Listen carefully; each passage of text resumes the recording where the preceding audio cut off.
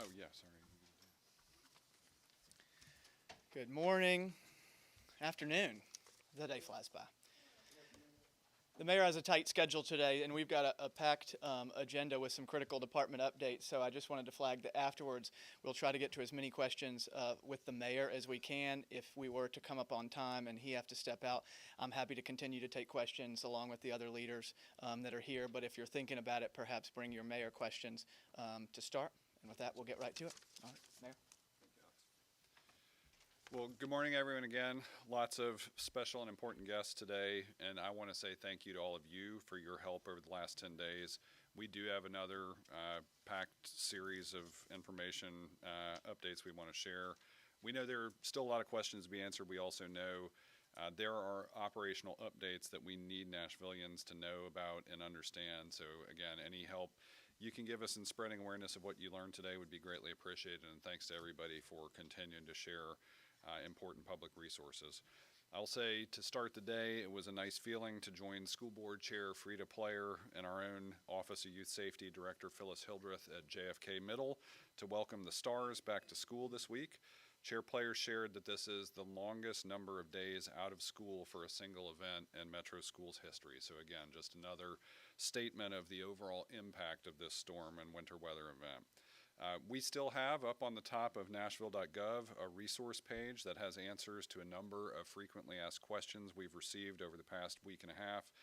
And our Office of Emergency Management continues to offer daily updates on overall emergency response with Metro and key partners.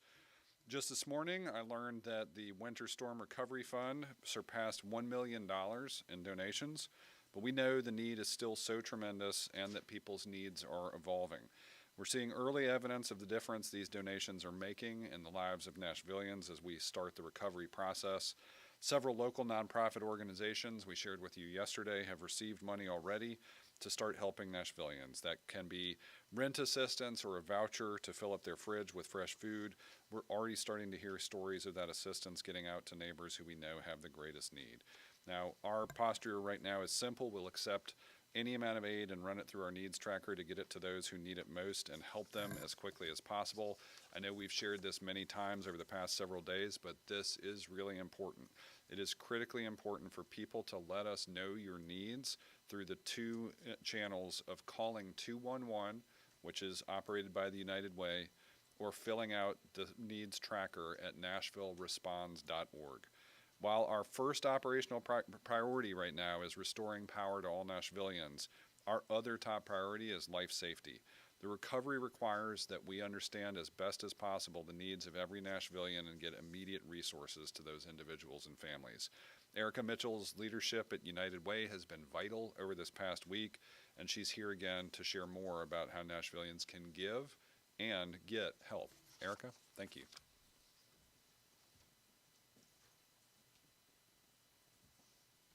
Thanks, Mayor.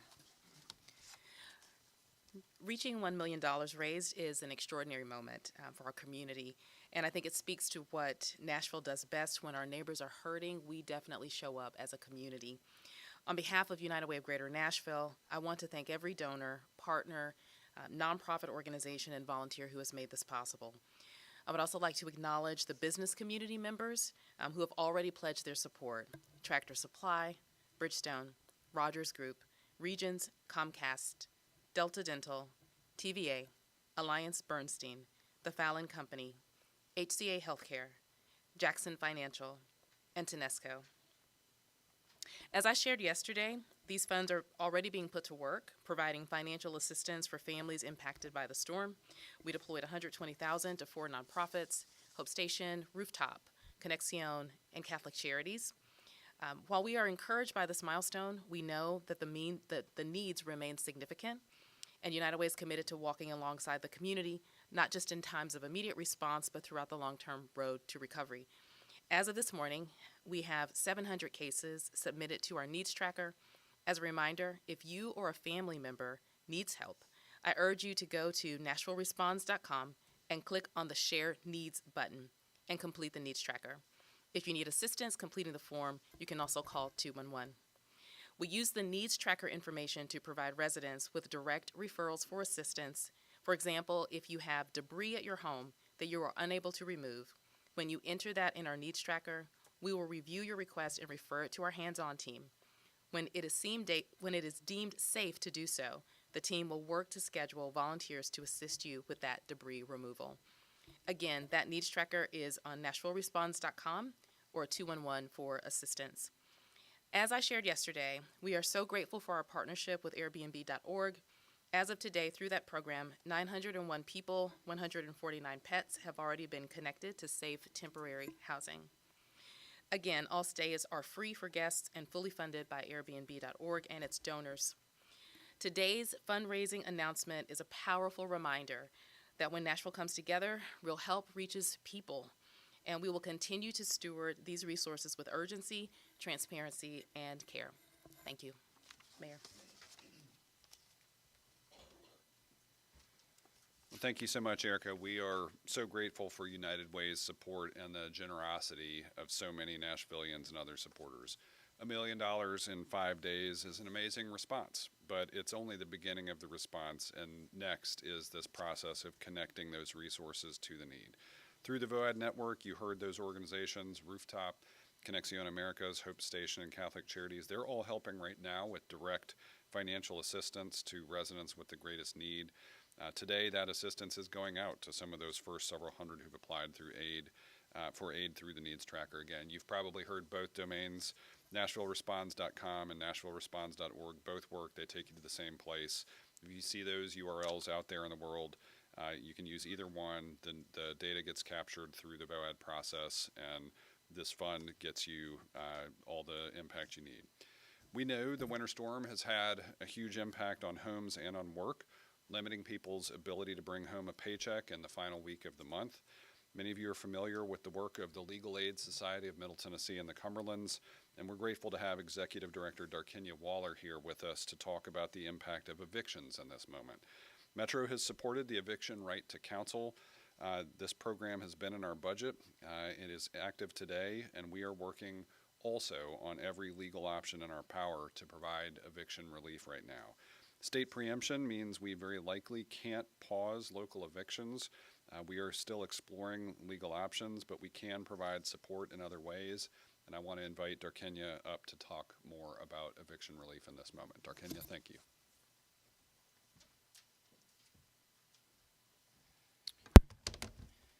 Good afternoon again. My name is Darkenia Waller, Executive Director of the Legal Aid Society of Middle Tennessee and the Cumberlands. Thank you, Mayor, for inviting us to speak as our community continues to recover from the severe winter storms beginning January 25th. As Nashville works to restore essential services and stabilize households, we know that housing insecurity is going to intensify. On average, our county sees about 1,000 eviction filings every month, and that number is likely to rise in the coming weeks as storm-related hardships surface. The city is doing everything within its authority to address these concerns. However, certain laws, including preemption laws under the Uniform Residential Landlord-Tenant Act, may prevent any form of local eviction moratorium that Metro could possibly implement. But even so, Legal Aid, in partnership with the Nashville Hispanic Bar Association, are closely reviewing all legal avenues available to support tenants during this period in communication with Metro Legal. One of the most important tools we have, of course, is our Nashville Eviction Right to Counsel program. And again, it is one of the many tools that the city is implementing in concert to help address housing issues that we know will percolate as we continue through our recovery efforts. We have about 8 attorneys between the Legal Aid Society and the Hispanic Bar Association dedicated to assisting individuals who are facing eviction. Of course, this program came into play looking at the data showing approximately 95% of landlords are represented in Davidson County courts by legal representation. Less than 1% of tenants are represented in court with legal representation. But to receive that help, of course, you must come to court. Please, no matter your circumstance, show up for your hearing if you are facing eviction. Today alone, 296 eviction cases were on the docket. Your chances of getting help increases dramatically when you show up. When you enter the courthouse, you can look for the blue table and the Right to Counsel banner. Our team can provide information, connect you to possible legal representation in court, or guide you through what to expect when you get to court in an eviction situation. We also want to emphasize low-income homeowners who may be facing mortgage foreclosure issues as a result of the storm can call legal aid as well. There may be help available for you as well. If you need assistance, you can come to the courthouse. We encourage you to show up for your court date. Or you can go to our website at las.org/eviction help. las.org/eviction help, or you can call our hotline established through the Eviction Right to Counsel program in partnership with the city at 833-837-HOME, 833-837-4663. The process for eviction usually starts with a notice from your landlord. If you receive that notice, you have not yet been evicted. You have been put on notice that a court of law may evict you at a court hearing in the future. After the notice from the landlord, you may next receive what is called a detainer warrant. This is not an arrest warrant. It is simply notice to show up in court on that date stated on the detainer warrant. Relative to that detainer warrant, let me leave you with 3 critical points. 1, show up for court. It gives you the best chance at relief if you are facing eviction. Also gives you access to the resources that I mentioned earlier in person. 2, pay your rent. Even if repairs aren't being made or if you lost power during the storm. Under Tennessee law, unpaid rent can still result in eviction. You may be able to address repair issues later in court, but falling behind puts your housing at immediate risk. Unfortunately, Tennessee laws are not very forgiving for unpaid rent, and so even if you have not had your repairs done, there are resources on the legal aid website to help you notify your landlord of the needs that you have, and you must document everything. If there are broken pipes, clogged toilets, you must notify your landlord. You must notify these things in writing. Finally, communicate with your landlord. Many issues can be resolved directly or through free mediation offered by the Nashville Conflict Resolution Center, which is a partner in the Eviction Right to Counsel program. Finally, I want to make a special request to our landlords. These storms have strained every corner of our community. We ask for your compassion, patience, and neighborly grace as tenants work to recover. A small extension, a conversation, or a bit of understanding can prevent a family from losing their home, children being displaced as they navigate during an already difficult time. If you're unsure of your court date or need to check the status of a case, call the General Sessions Clerk in Davidson County at 615-862-5195.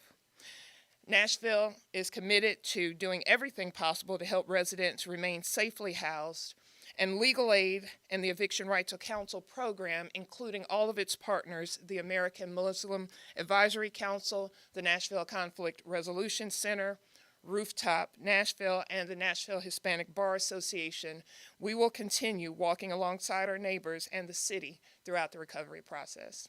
Thank you. Oh, and I should mention there are some flyers in the back for the media if you would like more information or how to navigate the eviction process.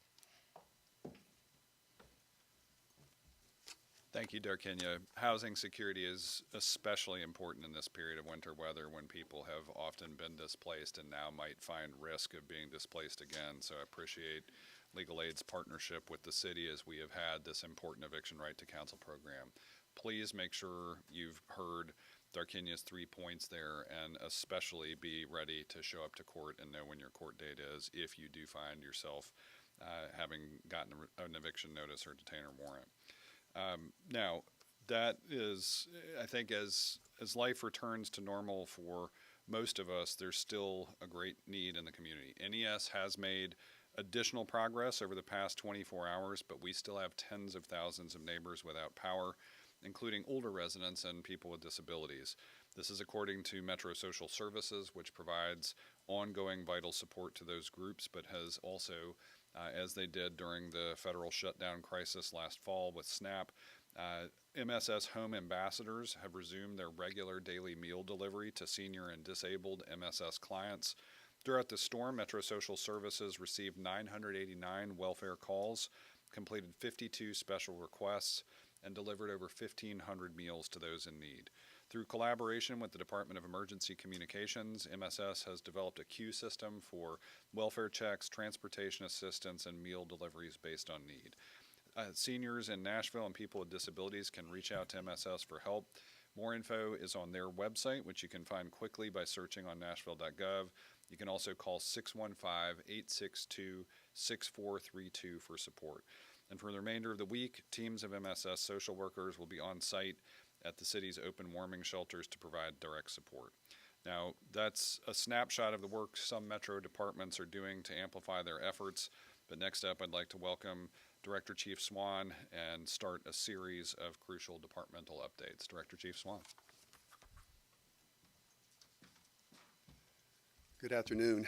I'll make this as brief as possible. I know we have several directors that need to be on the podium as well. I am happy to announce that we are looking and evaluating our clients that we do have in our warming shelters. We've seen a reduction. Last night we had a total of 279 in all 4 shelters. So we're starting to reduce the number. We will have now operating 3 shelters. We'll be working closely with our social services and other partners, Red Cross. We'll make an evaluation so that we can shrink the footprint. And in no way, I want to make this clear, if anyone that does not have power, we have space for you. We'll still have our access rides available. You have the number to call. We'll be open and welcome to all and any. Very excited over the possibilities of, again, as power is being restored, we see that the need is shrinking. So again, we have a lot of wraparound services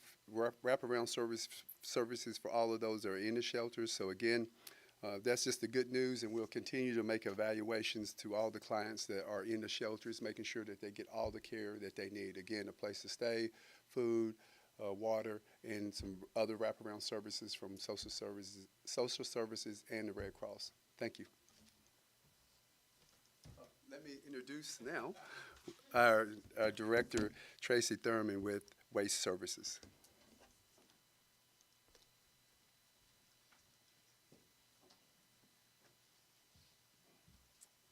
Good afternoon. I'm Tracy Thurman with the Waste Services Department.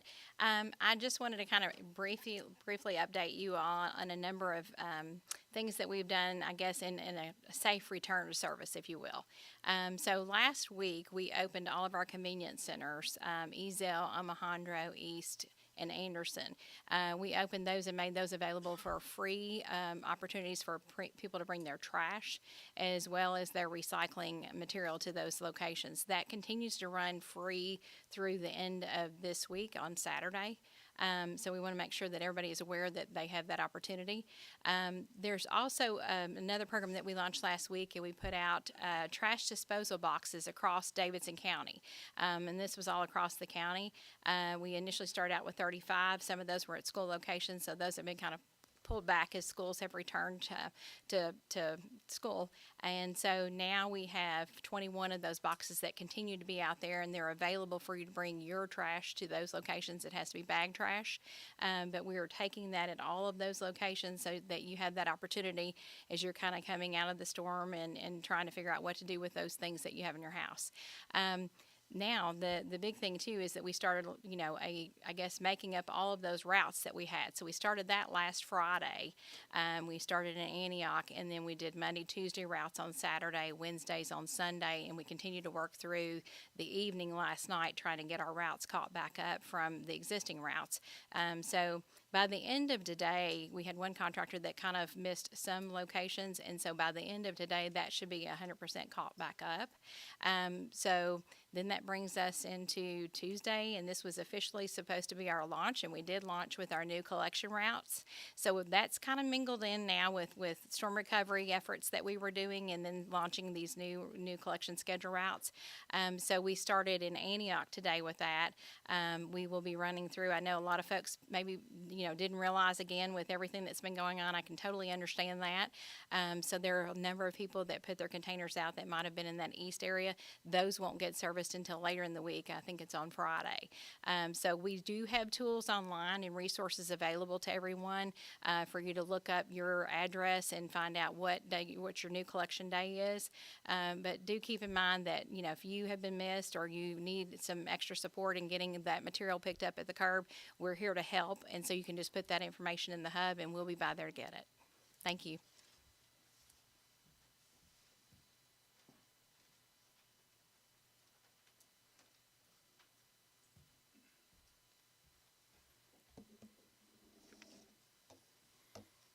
Good afternoon, everyone. I'm Scott Potter, Director of Metro Water Services. I'm still fully comfortable and confident in our water quality. Metro Water Services is not under a boil water advisory. If ever a boil water advisory is issued, you will immediately be notified through official channels. Currently, we're pumping 136 million gallons of water a day. An average day is about 100 million gallons of water, so it demonstrates that demand is easing a little bit. I'd like to remind everyone that unless we have persistent cold weather, there's not a need for dripping of faucets, so I think we can all kind of relax that a little bit. Since this began, I guess last Sunday, we've repaired 98 main breaks. We're repairing 10 presently, and we're investigating 14. I'd like to remind everyone again that if you have an absence of water, there may be a main break in your neighborhood. Sometimes we have to close valves to isolate, to repair. If you don't have water service and there's not a main break in your neighborhood, please call 615-862-4600. I'd like to remind everyone to verify the location of your home's water shutoff valve. It's really important to know where that is anyway. Once you find it, I suggest you tie a really bright ribbon nearby. That way, in the event of emergency, in the excitement, you'll know where to look. And I would practice closing it maybe and having a feel for what it feels like to open and close that valve. If you have a burst pipe in your house and you can't find that valve or it won't close, call us, 615-862-4600, and we'll come out there and shut it off at the street. Sometimes when we have a main break or any kind of unusual activity in the distribution system, people will find that their water looks cloudy when they get it into a glass. What that is normally is water in the air. Water in the water. Try again. Air in the water. So what you need to do is fill a glass with water, allow it to sit on your cabinet or on your table, and let it sit for a little while. The air bubbles will slowly dissipate from the bottom to the top. If they don't do that, then call us, and we'll come out and do an investigation of water quality. If you have air in your pipes in your house, then go to the lowest point in your house, open your hot and your cold valves, let the air escape. It'll kind of burp. You'll see the water and the air kind of burp out of the faucet. Close that valve and go up until you reach the top of your house, and then when you do the last faucet at the highest point, all the air will escape and you'll have no more air in your plumbing. Just to kind of give you an idea of what we've done in the field, besides the main break activity, we've answered 20,200 phone calls, and we made 1,188 field customer service emergency responses. So we're still seeing the activity. We think this is going to persist until Saturday or Sunday because the ground is going to need to stabilize its temperatures. And then once that happens, we might see a ceasing of the unusual main break activity. So we'll be out there making main break repairs. We appreciate your patience, and we will keep providing you safe drinking water into the future. Thank you. I'm now going to introduce the Department of Codes and Building Safety, Will Dodd. He's going to talk, I think, about weatherheads.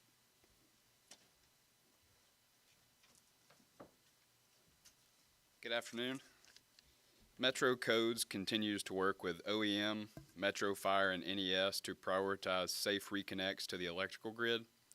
As of this afternoon, we're nearing 1,000 completed inspections since the start of the storm.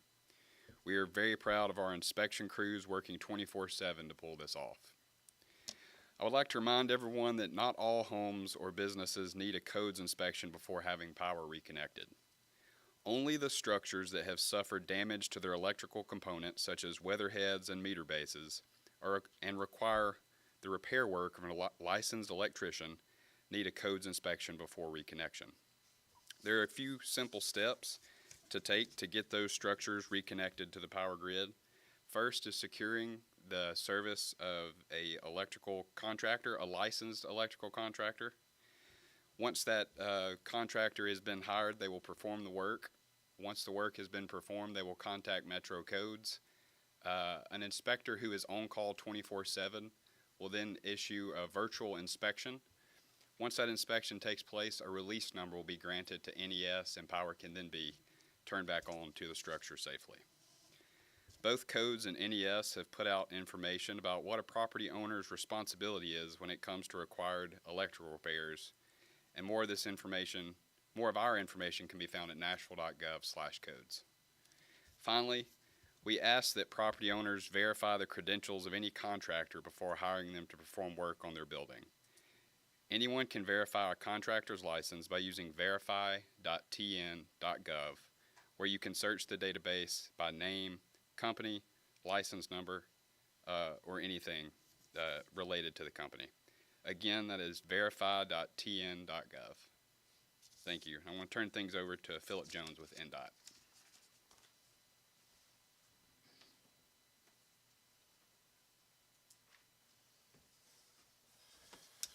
Hello, Philip Jones with the Nashville Department of Transportation. A lot of updates on the NDOT front today as we work to ensure roads are safe and we help residents recover from this brutal storm. NDOT and NDOT contract crews are currently out removing cut vegetation, debris from the right-of-way, including clearing roadside, sidewalks, bikeways, and more. We will be running between 4 to 8 pothole crews over the next few days. They will be out repairing emergency potholes around the county. We anticipate potholes forming rapidly as temperatures rise and rain falls. To report a pothole, please use the Hub Nashville app, visit hub.nashville.gov, or call 311. Today, we're announcing the start of residential storm vegetation collection across the entire Davidson County. NDOT is suspending regular residential brush collection services and starting a series of countywide residential storm-related vegetation debris collection sweeps beginning today. We will anticipate the first countywide collection to take 2 to 3 weeks to complete. We're asking residents to please get all vegetation, including fallen cut trees, limbs, and other yard material, to the curb. You set it to the curb, NDOT will get it. Piles should not block fire hydrants, utility infrastructure, culverts, storm drains, or drainage ditches. Piles should not block sidewalks, bike lanes, or other vehicle travel lanes. Trash and other non-vegetative debris will not be collected. NDOT is suspending brush collection guidelines, and there are currently no size restrictions on piles at the curb.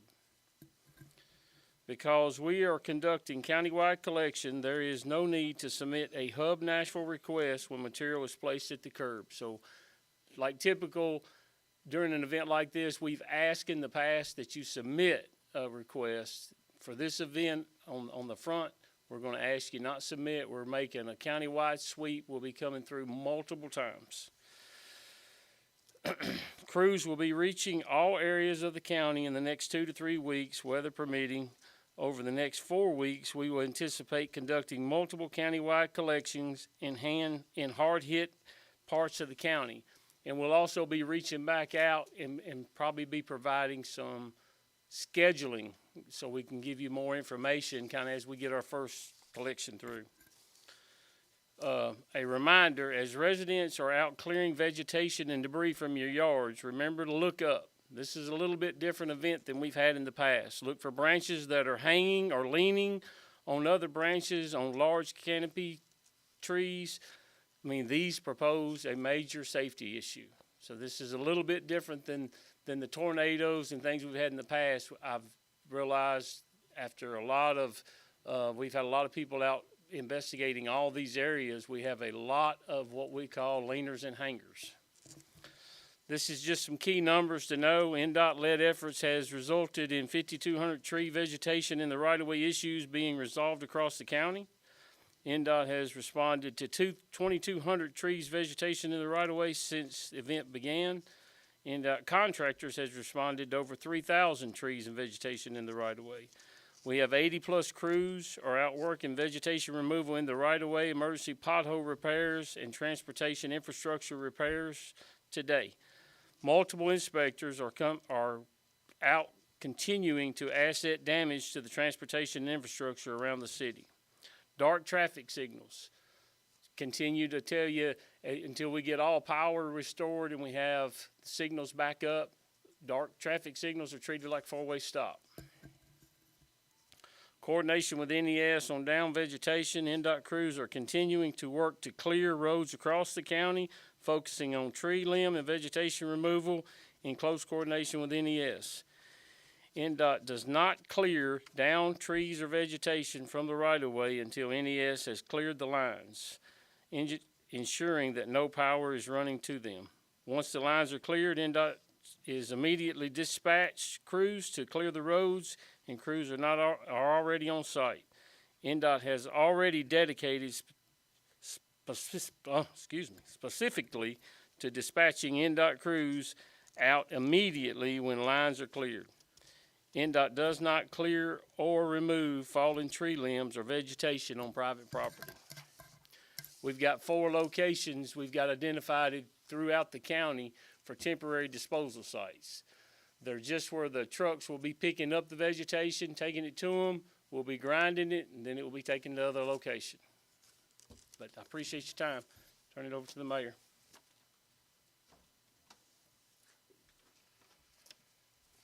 Well, thank you, Philip. I know the entire city has seen NDOT's crews working 24/7 for over a week now, starting with the initial plows and salting and pre-treating.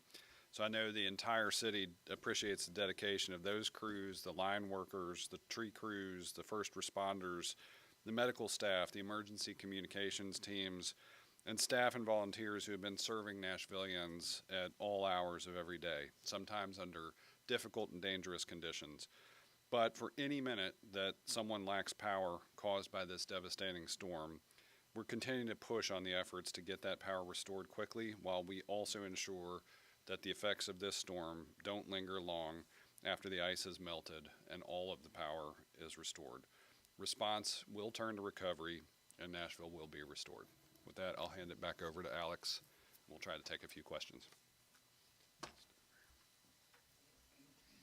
Thank you, Mayor. And we've got a few minutes. We'll get to as many as we can for the mayor. Let me also flag real quick, though, our understanding is NES will have a press conference and availability at 4:30.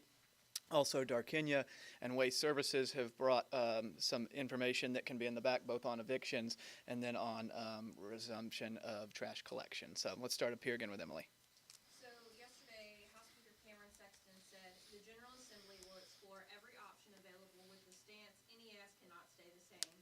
NES failed not some customers but all. Mayor, what's your response given the history of the General Assembly wanting to take over entities in Nashville? This happened both with your former predecessor, Mayor Cooper, and has happened in your administration?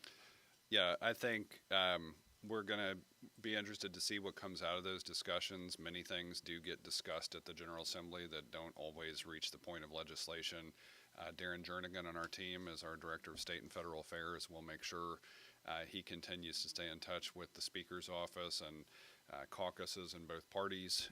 We'll track what they're discussing. We have many assets that I think there's a lot of discussion about whether they are local or regional assets. We know NES does have a service area that expands beyond the boundaries of Nashville and Davidson County. But again, I'm going to say as we work through this, our preference is always going to be to have local control over things that are local assets. Yeah, Nir? Yeah, to be in a context before say the funds, do you have it, is around $1 million, right? Mhm. I have an interview before you guys with Connexion, and they say they received it in the first step, $25,000. Mhm. But the majority of the immigrant community isn't the, not the majority, but it's a lot of people of the immigrant community is in the zip code 37115, where it's around, NES say around 20,000 people or clients without electricity. Mhm. If you divide in the regular rent for 2 bedrooms or 3 bedrooms, that $25,000 will be, the rent normally is around 2,000, 2,500. If you divide, you are only helping my community for 10 persons. Did you think maybe you can upgrade a little bit more money for helping that people? Yeah, let's have the mayor start, and then Darkenia or maybe Erica both can help you with I that. think let's talk to Erica about funds there because I think that's where that's going to come from. So yes, And by the way, thank you so much for counting my people and helping my people. and we know we've talked already before that we knew some people were reluctant to come to congregate shelters. It is going to be still very important for us to assess needs through NashvilleResponds.org or 211. We know that there may be some people not even comfortable sharing enough information there. We're going to continue to work with other community-based organizations, and we'll make sure that the VOAD process, Voluntary Organizations Active in Disaster, is aware of those needs and concerns. I'll say this first week we've made sure we could stand up the fund, raise sufficient money. We're not done there too. We know the need is going to be great. I think you heard Erica say that. And again, that was just day one release of funds, and it is being allocated as we start to hear needs. So we've had several hundred people speak to that, but Erica, I don't know if you want to offer some more context there as well.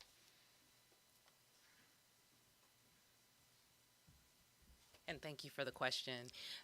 Yes, so as the dollars come in, we're reporting out on dollars as they have been committed. And as dollars come in and they become realized in-house, we're beginning to get those dollars out to the community. And so what that looks like is just yesterday, that was the first round of funding that went out to organizations just to get the fund started and active within the community. You will see additional dollars go out towards the end of this week is what we hope. And so this will only be the first round.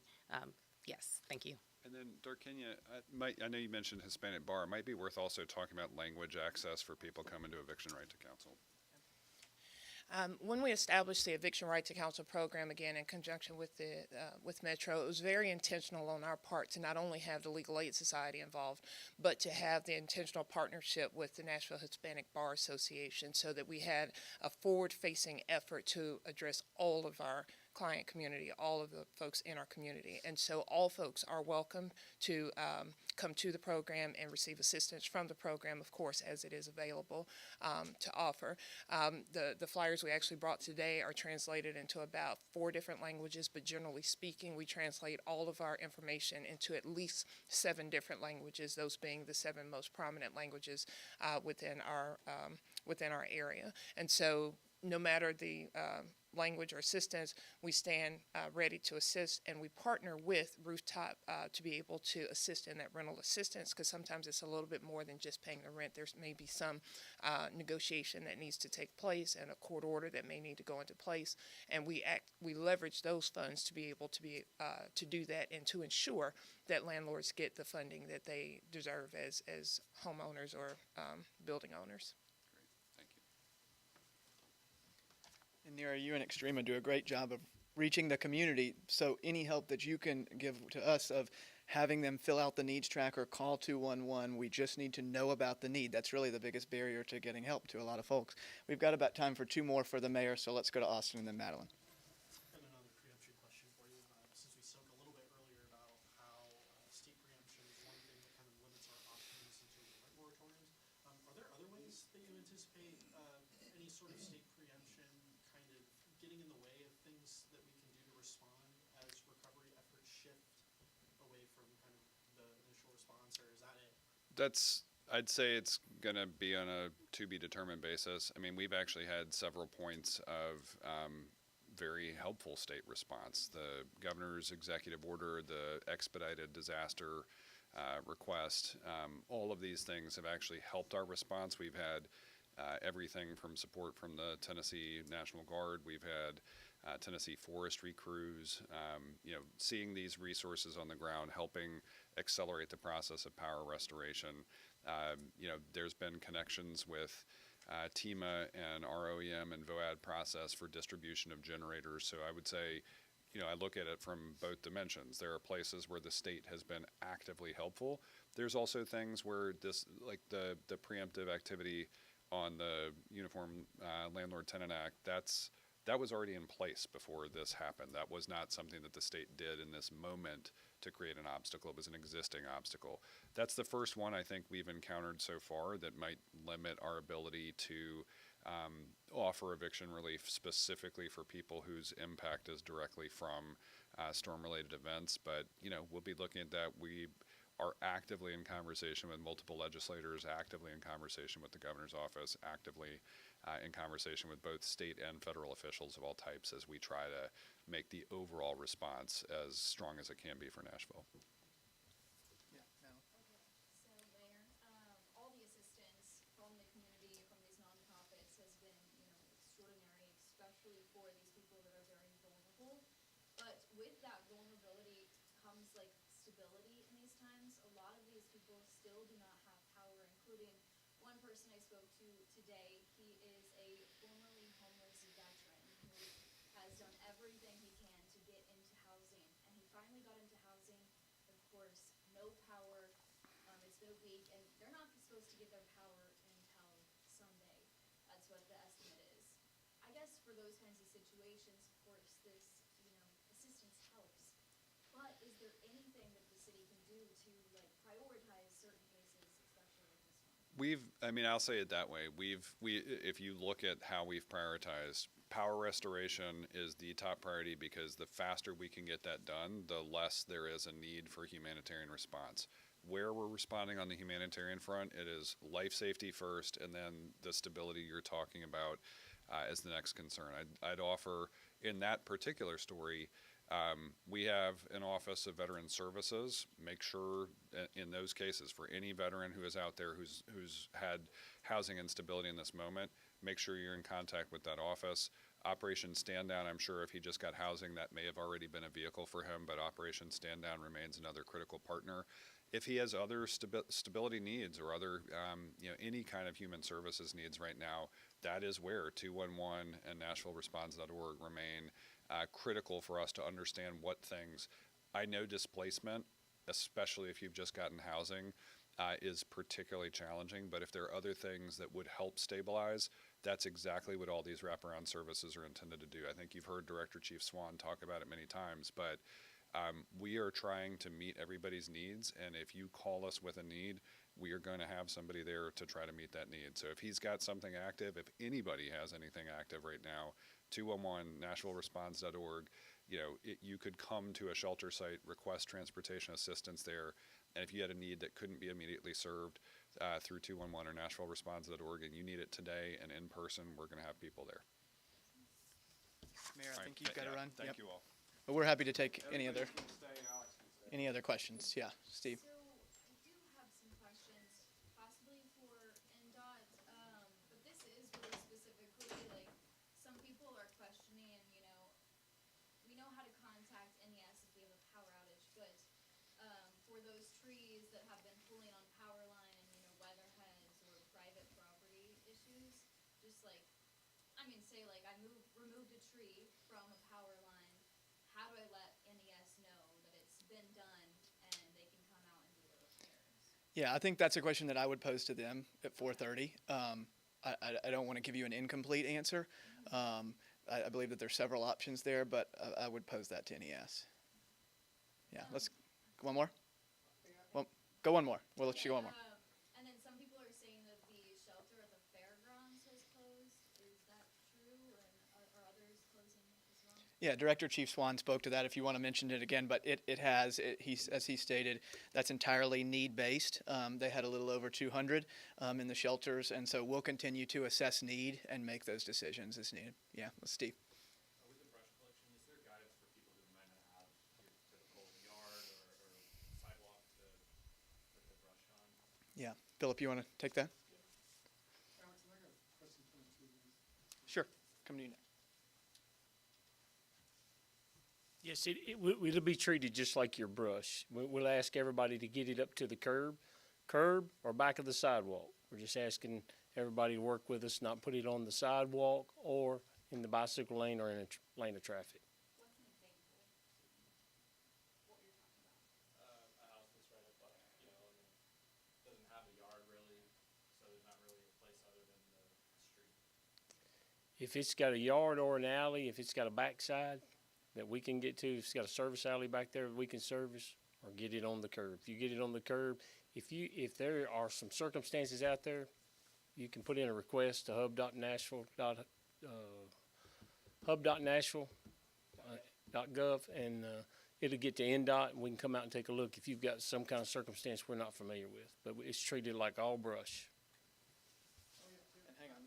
I think Nikki has one for Philip. I live in Franklin, and I had a tree fall in my front yard out in the street, and I got it cleaned up. But they told me to make it no bigger than 6 or 7 feet long. Yes, sir. So it would fit in the back of a pickup truck is what they said. If Well- it's anything longer, they wouldn't pick it up. Correct. Well, we've suspended that in Davidson County. We're picking up any size, any diameter, any length. Gets to the curb, we're gonna pick it up. And no restrictions on the size of the pile either. Yeah. Emily? Has the mayor's office spoken to Metro Legal about their authority with NES and the board potentially vacating it?